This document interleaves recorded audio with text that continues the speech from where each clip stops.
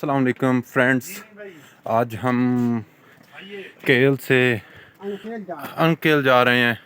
मेरे साथ यहाँ के एक बुज़ुर्ग शख्सियत हैं। बाबा जी इधर देखिएगा ज़रा, हम अरनकेल जा रहे हैं।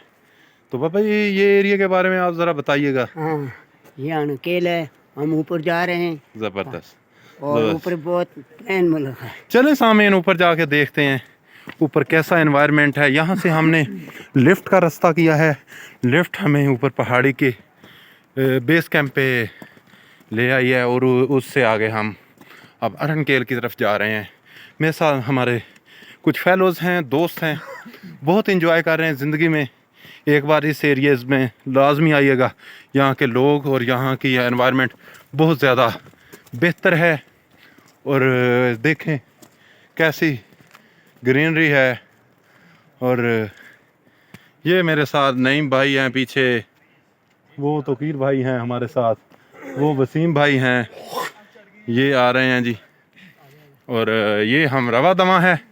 चलें मिलते हैं अरनकेल जाके, आपसे बात होगी और आपको वहाँ का एनवायरनमेंट दिखाएंगे।